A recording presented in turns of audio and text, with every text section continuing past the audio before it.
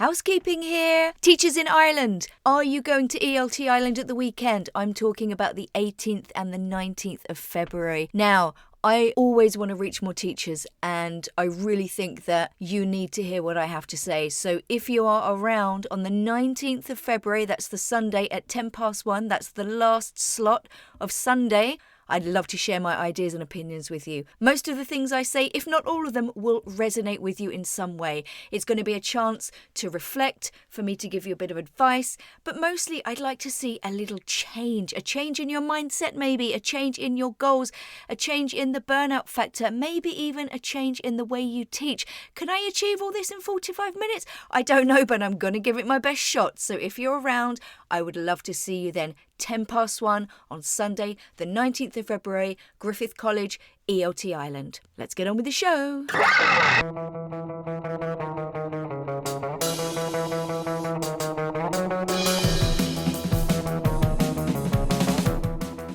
Welcome to Everything EFL. My name's Erin O'Byrne, and I firmly believe that you as a teacher are special, amazing, creative and passionate. But it's very easy to get burnt out and overwhelmed. With my podcast and my teacher training, I aim to help you avoid burnout and cut down on your prep time so you can unleash your creativity and enjoy your work more mindfully. Are you ready? Let's go! Hello, you gorgeous teacher. If you're one of my lovely regular listeners, welcome back. If you are a new listener and maybe you've tuned in to hear my guest, welcome. I hope you stick around. So let's talk about my guest today. By day, she's the director of a teacher training online global platform. And by night, she is the podcaster behind TESOL Pop, the mini podcast for busy teachers. So not only is she a fellow podcaster, she's a fellow female podcaster. So I am delighted to introduce Laura Wilkes. Laura, how are you doing today? Welcome. I'm doing great. Thanks so much for having me on the show. It's a pleasure to be here. Oh, it's a pleasure to have you. So why don't you just introduce yourself to anybody who doesn't know you? Yeah, so like you said, I think your introduction was absolutely spot on. I've been teaching and training and managing for the last, do I say how long I've been doing it for? Maybe I'll leave that bit out. But for quite a while across different places in China, and now I'm based in Switzerland. So I specialize in asynchronous learning in particular, in training teachers who work remotely to teach online or even teach face-to-face in some cases. And like you say, I also am the face behind the TESOL Pop podcast, where we talk about an array of topics in 15 minutes or less. So something that you can fit into your coffee break, because as you know, teaching is often and training is such a busy profession. So that's the whole idea behind the podcast, just to kind of fit something in and to inspire you with some ideas to try out for the week. Fabulous, bite-sized. That's why I love podcasts, because you can just listen to them whenever, you're doing the cleaning or the ironing or you're walking to work or whatever. They're perfect for that. Let's just rewind a little bit before I ask you your first question. You mentioned asynchronous learning. Can you just tell everyone what that is? Because I think that term does cause a bit of confusion. It does, doesn't it? And it sounds quite complicated, but in fact, it's not. Asynchronous can be as simple as going away, reading something, and then coming to the class, which is a synchronous live time. Let's call it that session. In an online environment, I think a lot of us by now probably experience a self-paced online course that's asynchronous. So it's something you can pick up and put down and study ideally at your own pace. Maybe there is a deadline, such as like you have a week or two to complete it. But the thinking behind it is that you can go at your own pace. And I find that a wonderful thing about asynchronous. And as we are engaging more in really great media, like podcasts, like videos, you can really begin to see some absolutely excellent examples of asynchronous learning out there. Lovely. That definitely makes it a lot clearer for me anyway. So we're here today to talk about technology, not my strong point, but what in your view comes under the umbrella of technology when we talk about it in EFL? It's funny you say that though, because you say it's not your strong point and yet you're using it to create the platforms such as this one for today's podcast. So I think it is your strong point, Erin, actually. And I think a lot of people may initially have that reaction because, oh gosh, technology, ed tech, oh my goodness, it sounds awfully scary, doesn't it? But essentially technology is hardware, such as today we're using a microphone and a laptop to record this episode, and software. So we're using a platform in which to capture this recording. And it can also be the digital products that come out of that too. So the podcast.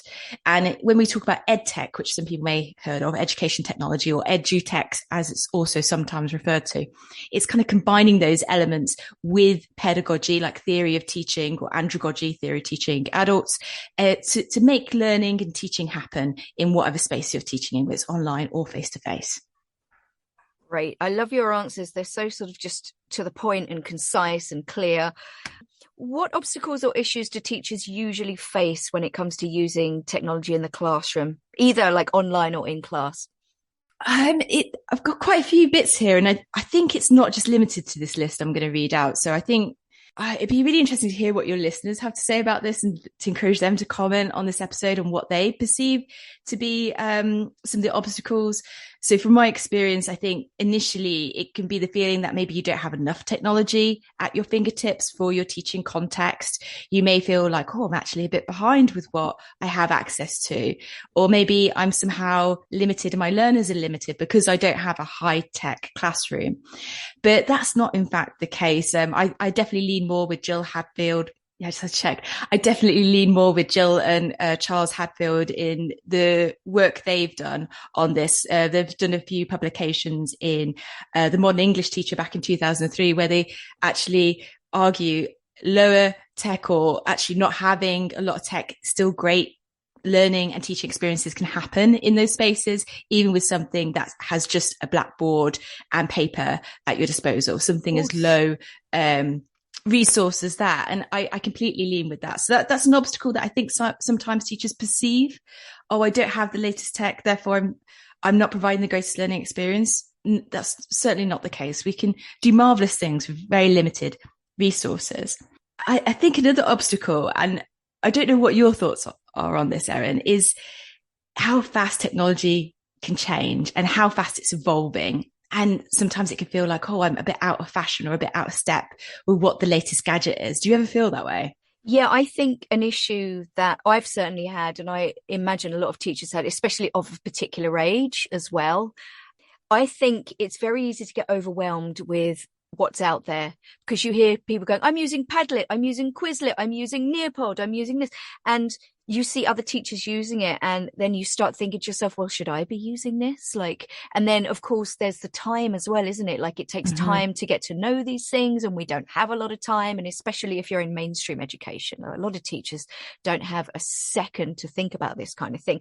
Yet they're teaching young learners who, you know, are just surrounded with technology all the time. So maybe they think they should be using more. Yeah, again, it's coming back to that kind of pressure that we put on ourselves, isn't it? And I think that can also present a bit of a mind block in engaging in using technology, or thinking about how you can adapt the technology that your learners have access to, and potentially harness that for either learning that happens in the classroom or afterwards, maybe at home, and like tapping into that.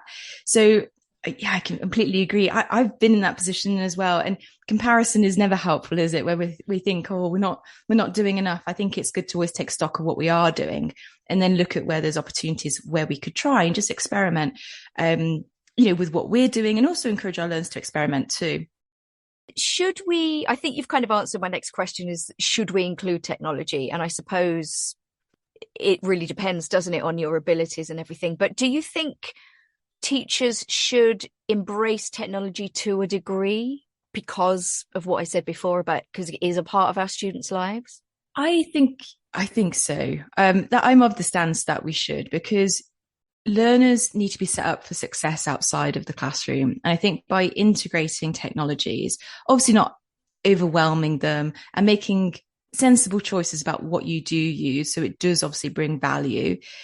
But I think obviously integrating technology and helping build learners' digital literacy skills for learning, not for socializing on Instagram or Facebook or whatever the social platform they're using, but actually for learning, is going to help set them up with the success to be a lifelong learner. So I think you're really going to help them. Else otherwise you may have a group of learners who leave your class or leave your course feeling that they're not tech savvy and therefore don't engage in further learning opportunities, whether it's at work or in their further studies, where there is technology present in that space, in that learning space. Mm.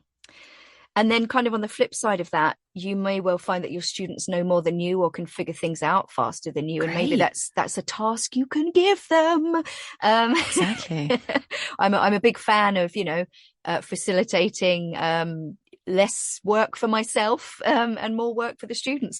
I think there's a fine line as well between like using technology and relying on it. I remember observing a teacher once, and she had a nice activity set up. I can't even remember whether it was Kahoot or something, and the Wi-Fi didn't work and it failed, and she panicked and she didn't have a plan B. So I think maybe a little rule, if you are going to use it, is maybe you need to have a plan B as well. Always. And it's not just apps failing or internet failing. I've been in Inner Mongolia teaching teachers there, and I was working in the school. I had a whole room of teachers who come from the district for the training, and the whole electricity in the building cut out. So we just had to improvise. Unfortunately, I did have a bit of panic as I turned around and looked at the blackboard and wrote my name, had a few seconds. And I think it's okay to let yourself have that. And then just turn around and just realize like, hey, I've got a group of adults here with me, or you may be working with young learners. They've got good ideas. They've got games and things that they can play. Lean into that. It's fine. It's absolutely fine. The electricity came up on later on the day, but it didn't really matter by that point. We were having too much fun. Okay, I have to ask, give us an interesting fact about Inner Mongolia. Oh gosh, what can I say about it? An interesting fact. I can only give you like more of a subjective thing. I'm not very good with my facts and geography and stuff. So maybe a more subjective one would be it's incredibly hospitable.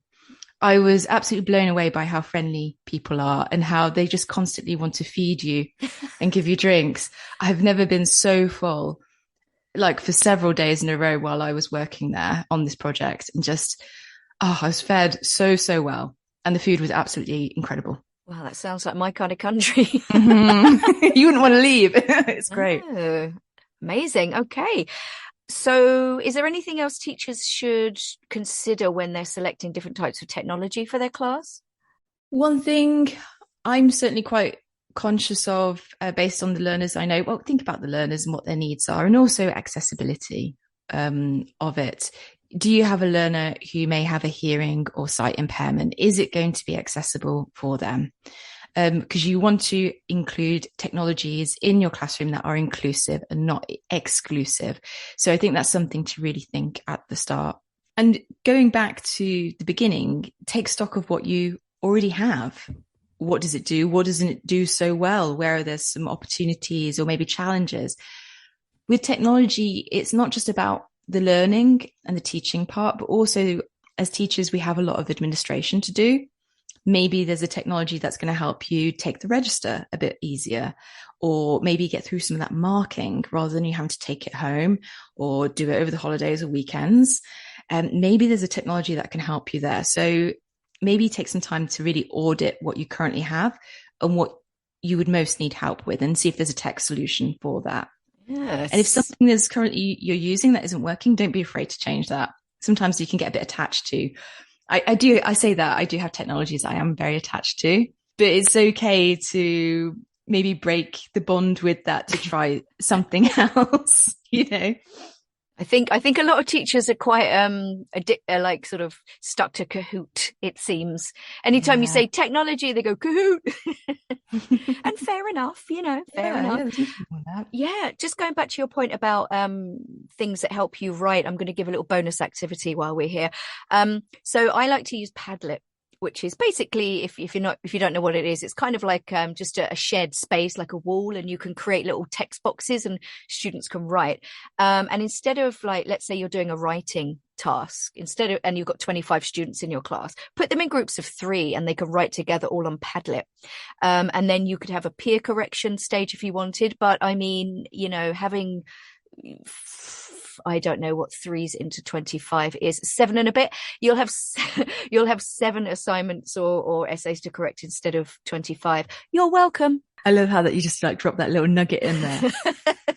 Padlet's one of my favorites too, actually. That's one that I have a really strong bond with. I don't want to let it go because they've been evolving and updating it, and it's brilliant. It's so adaptable for lots of different like writing or projects. It's brilliant. Okay. So let's talk about your top 5 tech tools for teaching. I'm assuming one of them is Padlet. Yeah, exactly. You beat me to it. I was going to say Padlet because it's so great for both. We mentioned synchronous and asynchronous, right? So live classrooms, you can use share screen, or maybe you're in a classroom, you can use that.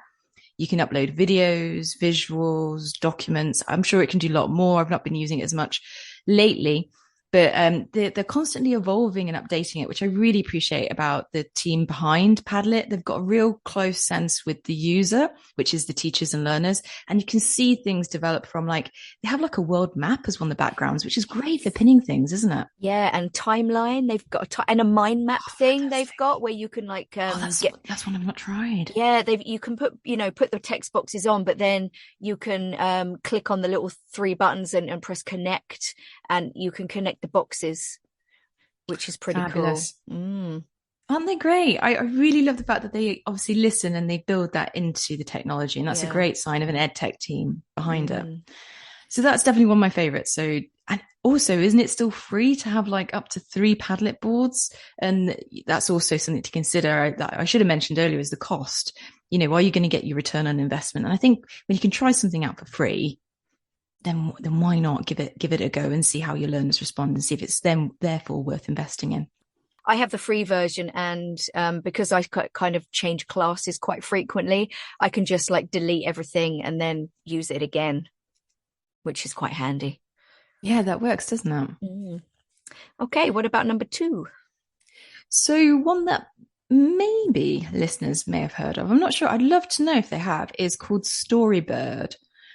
Storybird, just one word. And what I love about this platform is that it has really imaginative visuals that you can select from a library that then enable you and your learners to create a story. Ooh. So for example, I can choose a picture book layout and I can be inspired to write a story along with those pictures.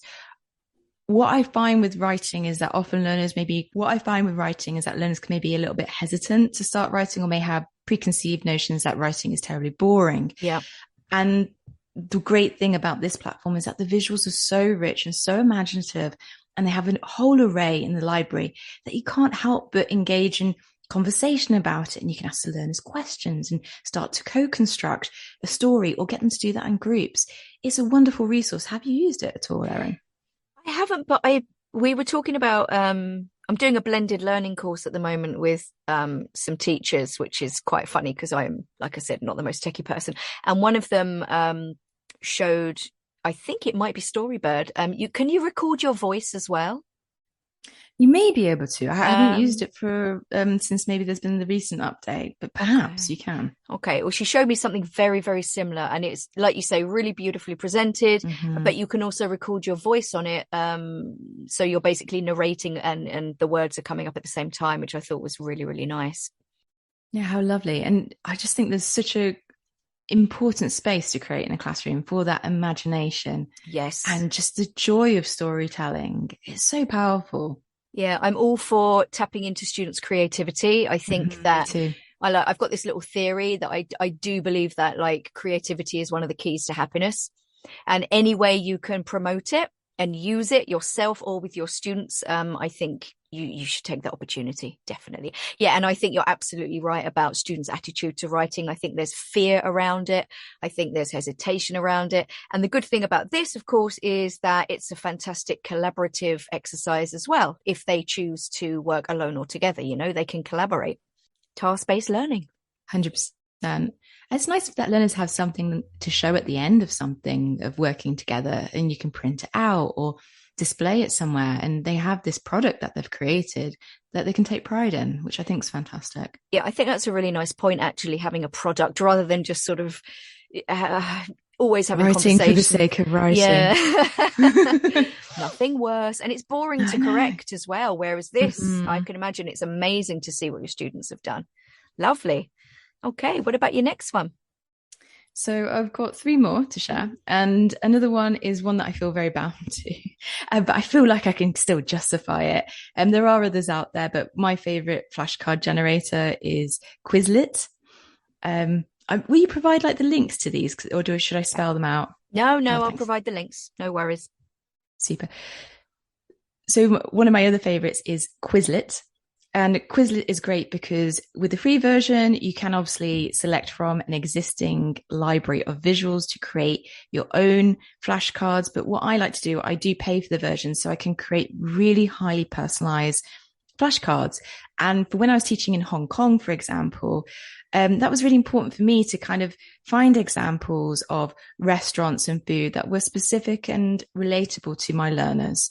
So I really enjoy the fact that I can, go out and take my own photos and use those to create really personalized flashcards rather than it being like, okay, we're studying English and the theory and the whole setting is London, and none of the students want to go to London, nor have they been, and they don't like British food. Who can blame them? You know what I mean? Like, it's just, that's a little bit of a dig of my own. Listen, there's nothing wrong with a chip butty, mate. Nothing wrong with a chip butty or a crisp sandwich. Food of the gods. Isn't it? There's a wonderful thing, isn't there, where you can create really personalized materials and do so really quickly. And the flashcards can be shared and used in the classroom. You can then share them with the learners. They can review them. You've got that lovely flip option where the word's on the other side, and they can also listen to the word as well, so they can practice hearing and then practicing the pronunciation themselves at home or in the class. And there's little games as well. They gamify it, so you can do like a little matching activity either in class or afterwards. I really think it's what I do with physical flashcards, but made better using technology. And that's really what I look for with a technology that I bring into the classroom. Can it do what I do, but do it better? And it absolutely does. I think the function of the games and the activities is super important. Otherwise, I don't think students would be that interested in it. I think because like I'm a massive fan of making my own vocabulary cards. Haven't quite moved on to Quizlet yet. But the thing with physical cards is students can manipulate them, hold them. So there's that kind of interaction there, and then you can play games with them. So I think that having that game kind of function on Quizlet is really, really good, really, really, really important. So do your students, in your experience, have they engaged with the flashcards like regularly or willingly? Yeah, usually what I do is I think it's really important to kind of demonstrate how you use them. So I use them in the classroom to present language, for example, or review concepts. And I also like to print them too. So often I have a digital version up on the screen when I'm working in a face-to-face space. And then I give learners the physical cards that I've printed out, and they may talk about them or play a game. I have used it in, when I have smaller classes, I may get them to come up to the board and do the matching game. But the thing is, I often want all the learners speaking all at once during a practice activity to maximize student talking time. Yeah. So that's why I choose to print them out. I have tried getting them to use it on their phone, but not everybody has a phone or has the app. So that's been a bit of a mixed success based on like the group I was working with. So I'm quite conscious to take stock of the learners who are in the room and who may or may not have access to technology in their pockets, so that people aren't excluded. So that's the reason why I printed out my flashcards, so they can manipulate them. Like you say, it's also nice to have that, isn't it? That kind of tangible thing to hold and, move around on the desk while talking to your fellow classmates. It's quite nice to have that. Yeah, I totally agree. And most of my methodology is based on bits of scrap card and paper, to be honest. Okay, moving on. So number 4, as I just mentioned earlier, think about the technology that learners are bringing into the class. I have met some teachers before who said, oh, I wish, our students didn't bring mobile phones. And I know they can be a terrible distraction, but is there a way in which that could be utilized for learning? Is there a way in which you can safely, of course, do that? Thinking about e-safety and all that, and also not excluding anybody, the technology the learners already have access to. So maybe this is like a supporting technology that you use outside of the class as well. I've taught adults for quite a while now. And I found that things like WeChat groups or WhatsApp groups have been really helpful for the administrative side of the classes, like sending reminders about a class and reminding about their task that I want them to bring in for the next class, or the thing that I want them to bring from home for the next class. That sort of thing is really helpful to kind of evaluate and think about how you can tap into that, whether it's for a learning purpose or just to help prepare the learners for the learning that happens in the lesson. I usually encourage my groups, they're adults, but I usually encourage them to create a WhatsApp group so they can keep in touch with each other. There's also, do you know a book by Nikki Hockley called Going Mobile? Yes, yeah. Yeah, I love that. There's got some really nice activities in it. But yeah, you can use mobiles. It is tough. It's a tough one. Like we talked about it this week with my trainee teachers, and it's one of the biggest like bugbears students with their mobiles. But maybe you can do a bit of a trade-off with them. We're going to play a game with your mobile, and then you're going to put it in your bag for the next 20 minutes. Yeah, no, I totally relate to that. And I think it's important to have really strong expectations and convey those, and have strong classroom management and that in place before you just go straight for using that. As otherwise you will find learners will go off task and, just use it for other purposes other than learning. So yeah, make sure your classroom management's in place and learners know what you expect of them, if indeed any technology, especially their own, is going to be used. Yeah, so make it reward based. Okay, brilliant. And your final, I'm going to call it thing. Yeah. And the final thing to add is not out yet, but I'm super excited about it, having just interviewed the founder and creator behind it. It's called Vibbl. That's Vibbl. And I'm sure a lot of teachers can relate to like the marking. Marking is such a painful process, or at least it was for me when I was teaching full time in schools and in colleges. I'd have stacks of marking to do in my evenings and on my weekends. Particularly, I had a class of 70 once when I was teaching in Guangzhou, and they wrote wonderful essays, and I had to write all the feedback. And I'm not sure if they read it all. I don't know. Maybe they could read my handwriting. It's just a painful process. But Vibbl enables you to take a photo of the student's work and then record a message to that student.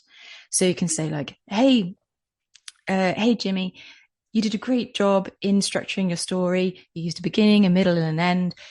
How about next time, because I really want you to write the best story you can you try and use some more descriptive language, so some more adjectives to tell me about how the people felt and what was happening in a bit more detail, and that would really help. Try that next time. And I think it helps to build that connection more with the learners, because reading something can be misinterpreted depending on the learner's experience and where they're coming from, and how they've received feedback in the past. It may not land as positively as it's intended to, whereas actually hearing the teacher's voice and being able to hear that intonation and being able to respond to that as well in the comments, I think is really powerful, and really tapping into the power that feedback really has. And not just from teachers, but you can also set it up from peer to peer. That's what's being developed. So that's going to be out later this year. I think it's incredible. I'm super excited about it. And most of the features are free. I mean, what is there not to love? I love the word free. That's amazing. Yeah. And, really, can you give students enough listening practice as well? That sounds amazing. Wow. Thank you so much. That's brilliant. I think it is easy to get overwhelmed. It is easy to compare yourself to other teachers. And as teachers, I think it's so easy to beat yourself up about so many things.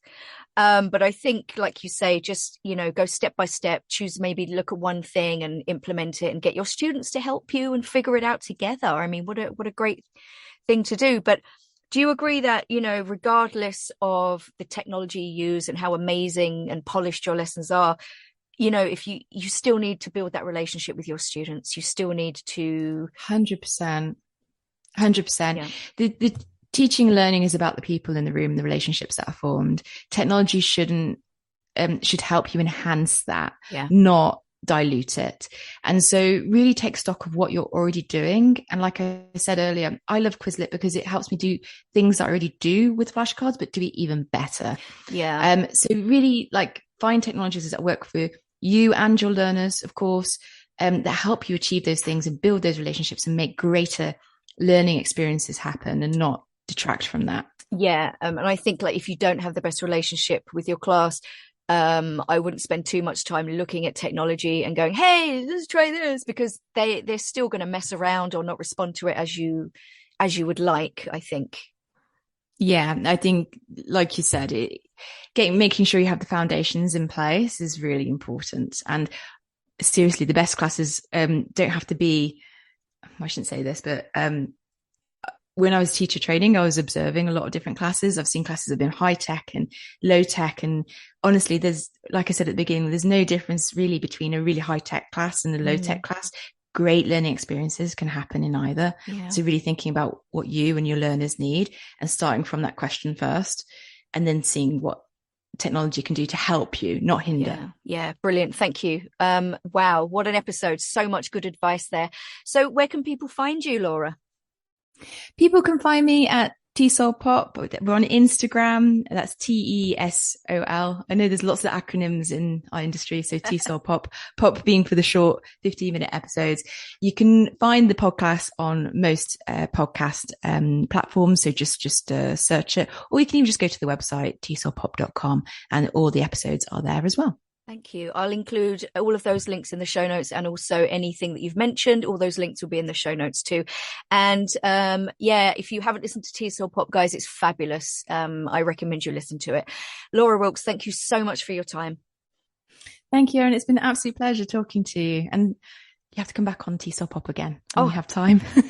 Definitely. And maybe we could do an episode all about Padlet or something, seeing as it's your favourite. Yeah, no, I think that'd be great. Or maybe even an IG Live if you feel like doing something like that. Oh, yes. How exciting. You heard it here first, kids. All right, guys. This has been quite a long one, but I think it's been totally worth it. So as always, guys, have a lovely, peaceful week. If you have any comments or questions about this episode, shoot me a DM or comment under the episode art on any of my social medias, and share the love. Bye.